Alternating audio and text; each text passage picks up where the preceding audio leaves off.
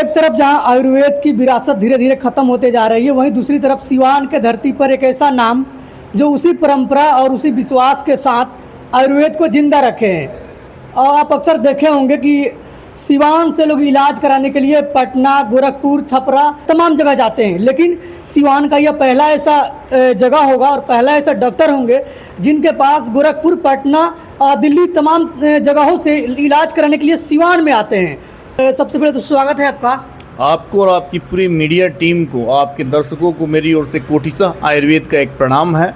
आपके आने से पहले मैं यहाँ बैठे थे तो देखे थे कि आपके पास जोड़ों का दर्द का इलाज कराने के लिए गोरखपुर, बेतिया, मोतिहारी इतने सारे दूर दूर से लोग आए हैं यहाँ पे। आखिर ऐसा क्या कर दिए कि शास्त्र की सूक्ति है, चिकित्सा कदापि न निष्फलम। चिकित्सा कभी निष्फल नहीं होती, कभी जस देती है, कभी कीर्ति देती है, कभी धन देती है। मैंने अपने पूरे जीवन काल में कभी भी अर्थ को बहुत प्राथमिकता नहीं दिया। आपके पास आज धन है, कल नहीं होगा, यह बड़ी चीज़ नहीं है। फिर श्रम करेंगे, फिर धन होगा। लेकिन जिस कुर्सी पर बैठे हैं उसका एक नैतिक कर्तव्य है। उस नैतिक कर्तव्य को मैं पूर्णतः निभाता हूँ।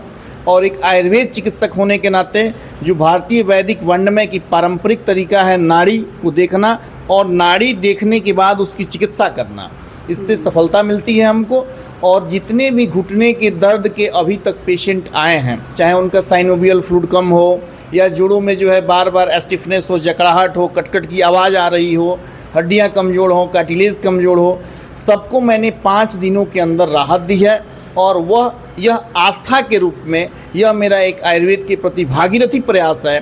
और मेरी इच्छा नहीं, मेरी पूर्णतः एक ईश्वर से कामना है कि मेरा अगला जन्म भी जब हो तो एक आयुर्वेद चिकित्सक के रूप में हो। अब बता रहे हैं कि जो भी दर्द वाले पेशेंट मेरे पास आते हैं उनको हम 5 दिन में रिलैक्स दे देते हैं, यानी 5 दिन में धीरे धीरे ठीक होने लगता है। लेकिन अक्सर कहा जाता है कि आयुर्वेद जो होता है वो धीरे धीरे असर करता है, तो आप 5 दिन में कैसे उनको ठीक कर देते हैं? आपका क्वेश्चन बड़ा सुंदर है। सबसे पहले तो जो लोग धीरे धीरे की बात करते हैं, शायद उन्होंने आयुर्वेद के सिद्धांत का अवलोकन नहीं किया। आयुर्वेद प्राणवायु के शरीर में संचार करने की बात आती है।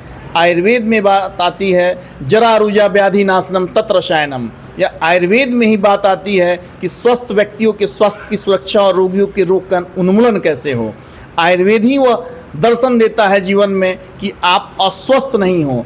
इसके लिए आयुर्वेद पर जो लोग भी काम करते हैं वह जानते हैं कि आयुर्वेद का प्रभाव तीक्ष्ण होता है, तुरंत होता है, इसमें समय नहीं लगता, बशर्ते कि उस आयुर्वेद चिकित्सक को नाड़ी का ज्ञान हो। और मैं गर्व के साथ कह सकता हूं कि पूरे बिहार में, पूर्वांचल में मैं इकलौता एक शख्स हूं जो नाड़ी रोग विशेषज्ञ हूं। और मैं नाड़ी देखकर रोगों की चिकित्सा करता हूं और यही मेरी सफलता का राज है।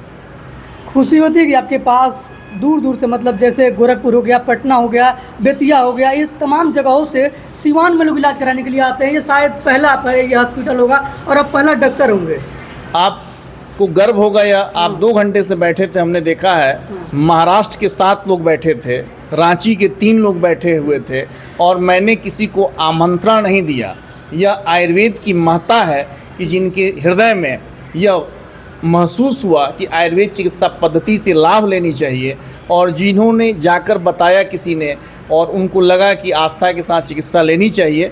और मुझे ईश्वर इसमें मदद कर रहा है और मैं इसमें पूर्णतः अपने आप को समर्पित किए हुए हूँ। और आने वाले समय में आपको भारत के कोने कोने से कोई ऐसा प्रदेश नहीं होगा जहाँ से लोग नहीं रहेंगे और आस्था के साथ उनकी चिकित्सा की जाएगी। वैसे लोग को क्या संदेश देना चाहेंगे जिनका आयुर्वेद से जो है आशा, विश्वास धीरे धीरे खत्म हो रहा है, खत्म हो गया है? आप एक बार मिलें, आपको आयुर्वेद के प्रति आस्था उत्पन्न हो जाएगी, यह मेरा पूर्ण विश्वास है। ये प्रोफेसर डॉक्टर अनुपम आदित्य मिश्रा जी हैं, सिवान के एकमात्र डॉक्टर हैं जिनके पास गोरखपुर, दिल्ली, बेतिया, मोतिहारी, पटना ऐसे जगहों से इलाज कराने के लिए सिवान में आते हैं, खास करके जोड़ों का दर्द। अगर किसी प्रकार का आपको दर्द है तो उसके लिए हमने खुद देखा है यहाँ पे कि काफ़ी दूर दूर से लोग यहाँ पे आए थे। बाकी अगर आपको भी ये अगर समस्याएं हैं तो आप भी एक बार संपर्क कर सकते हैं।